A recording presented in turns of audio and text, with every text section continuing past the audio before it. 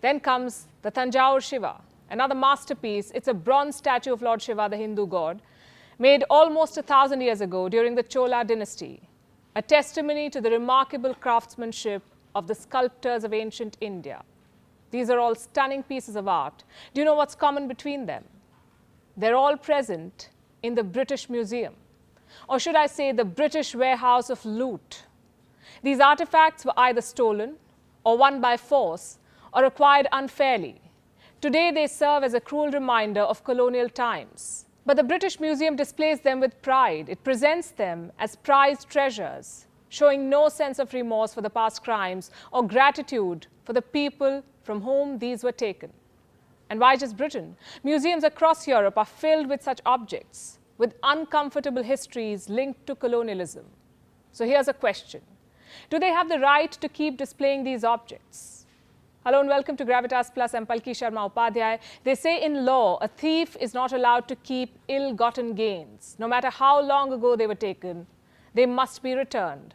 No matter how much that thief may have improved them, they must be returned. European nations wrongfully took cultural riches. They took them from countries that are now independent states. Welcome to the Global Utopia Informate. Top headlines of the day. 238 stolen, smuggled antiquities brought back to India since 2014. Further, nearly 72 antiquities are in the process of being repatriated from various countries. Nearly 240 antiquities have been brought back to India from various countries in the last 9 years, and 72 more of such artifacts are in the process of being repatriated, the government said on Monday. The government of India, under the leadership of Prime Minister Narendra Modi, is committed to bringing back our antiquities and artifacts from across the world, it said. Brownsville, driver charged after 8 migrants killed in Texas. The driver of a car which struck a group of people in Brownsville, Texas, killing 8, has been charged with manslaughter. Police have identified the driver as George Alvarez, a 34-year-old Brownsville resident with a lengthy criminal history. Investigators have yet to determine whether the incident was intentional or an accident. And we have some more inputs coming in on this story. Now, according to police, the owner of the boat, Nazar, is said to be absconding. Police said that initially they were concentrating on the rescue operations and on the post-mortem of the... India, Kerala, at least 22 dead as boat capsizes. At least 22 people have died after a packed tourist boat capsized in India's southern Kerala state. The death toll could rise as rescue efforts are underway on Monday and the vessel is pulled from muddy waters. Overcrowding caused the double-decker boat to capsize, Abdul Nazar, junior superintendent of police of Malappuram district, told Reuters. The boat was reportedly carrying about 50 people, or double its capacity, when it overturned on Sunday night. King Charles III as head of state in St. Vincent and the Grenadines absurd. The Prime Minister of St. Vincent and the Grenadines has said having a British monarch as head of state is an absurdity he would like to end in his lifetime. Ralph Gonsalves said he would welcome an apology from the British state and monarchy on past injustices relating to slavery. He said he believes King Charles III is open to talking about reparations. King Charles is head of state in 8 Caribbean countries. Ahead of Russia's Victory Day parade, Moscow has launched a large-scale wave of strikes on Kiev and across Ukraine. According to the Ukrainian officials, at least 5 people were injured due to the Russian strikes on Kiev. The Russian Defense Ministry says that it intercepted and destroyed 22 Ukrainian drones over the Black Sea during the last 24 hours.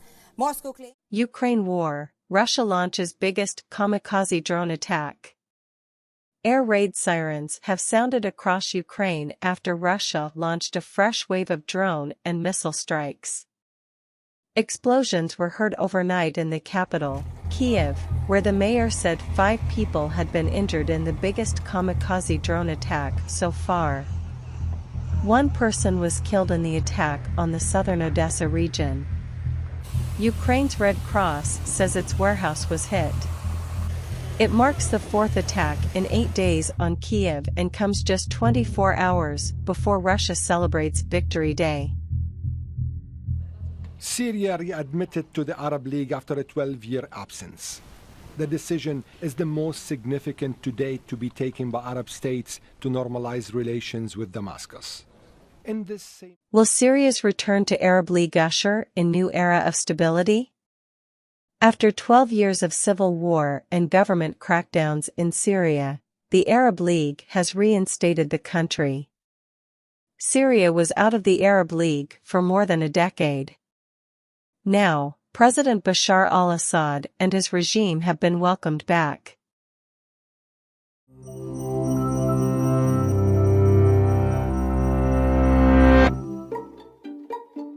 In 2008, archaeologists uncovered two 9,000-year-old skeletons. There's no definitive way of knowing what killed these ancient people, but we do know their bones were infected by an all-too-familiar bacterium. The ancient Greeks knew its consumptive effects as phthisis. The Incans called it chaki-onke, and the English called it tuberculosis. Today, tuberculosis, or TB, is still one of the world's biggest infectious killers, causing more deaths than malaria or even HIV and AIDS. 7. Disease that's killing more people than COVID, AIDS, surge in Ukraine, Sudan. Tuberculosis is the biggest infectious disease killer in the world today, taking the lives of around 4,400 people every day, including 700 children.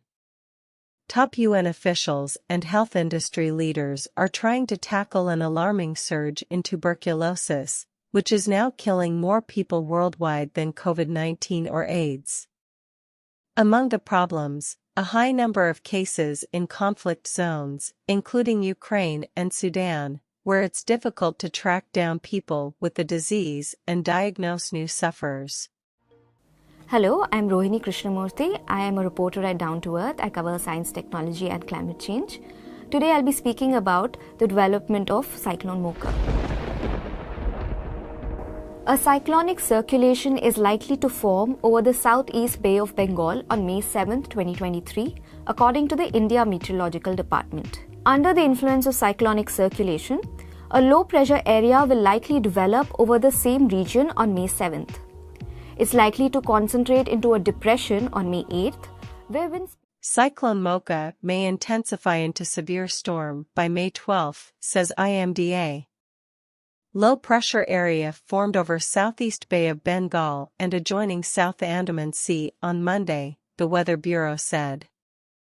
Cyclone Mocha forming over the Bay of Bengal may intensify into a very severe storm by Friday when wind speeds can reach 130 km per hour, the India Meteorological Department warned on Monday, saying that details of its landfall could be available by Tuesday.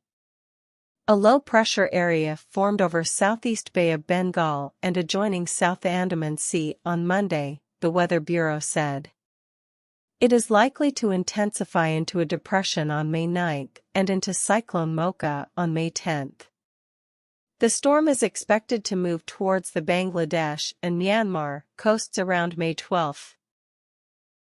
Allen, Texas mall shooting. Aishwarya Thadikonda, an Indian engineer, among victims.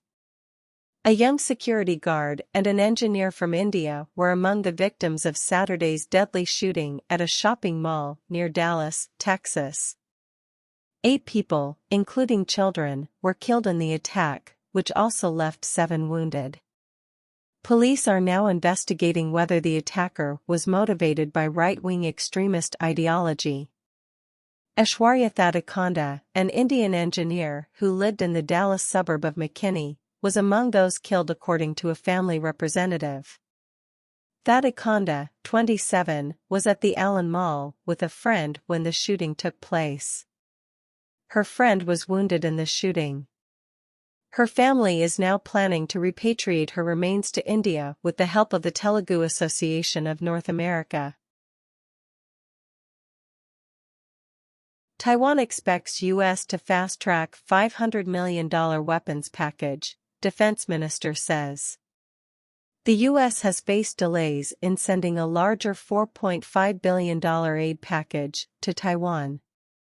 Taiwan is in talks with the U.S. and expects to receive a $500 million fast-tracked weapons package by the end of the year, the country's foreign ministry said Monday. Defense Minister Chiu Kuo-cheng detailed the talks in testimony before the Taiwanese parliament this week. He said the $500 million package is separate from the $4.5 billion the U.S. has promised to deliver to Taiwan over the next 4 years. All right, we're getting some breaking news at this point in time. The Enforcement Directorate has arrested Anwar Debar, who is the brother of the Raipur mayor. Anwar Debar has been arrested under the provisions of PMLA 2002 in the liquor scam of Chhattisgarh. That is the big breaking news we are getting in. Raipur mayor's brother, Ejaz Debar, held by ED in liquor scam. India, Rs 2,000 crore liquor scam in Chhattisgarh, Enforcement Directorate said. The Enforcement Directorate has alleged that an IAS officer and a liquor baron are the kingpins of the alleged scam. An alleged liquor scam worth more than 2,000 Indian rupees crore has been unearthed in Chhattisgarh, the Enforcement Directorate has claimed, at a time when a similar case in Delhi continues to make headlines. The central agency has alleged that an IAS officer and a liquor baron are the kingpins of the alleged scam. Liquor businessman Anwar Debar, the brother of Congress leader and Raipur mayor Ejaz Debar, was arrested in the case by the Enforcement Directorate or ED on Saturday. Other top headlines of the day. French President Emmanuel Macron met with protests in Lyon. French President Emmanuel Macron led the traditional ceremony on Paris' Champs-Élysées Monday, commemorating the day that marked the end of World War II in Europe in 1945. The Palestinians and Israelis embracing peace. Some 15,000 Palestinians and Israelis came together to try to break the chain of revenge and hatred on the day Israel honors its soldiers. More Iranian actresses summoned for not wearing hijab. This week alone, a sports federation chief resigns, and several more actresses face charges over mandatory hijab law. Sudan Army Chief's envoy holds talks with Kiir. The special envoy of Sudan's Army Chief Gen Abdel Fattah al-Burhan has met South Sudan's President Salva Kiir to discuss ways to end the war in Khartoum. Southern African troops to be deployed to DR Congo.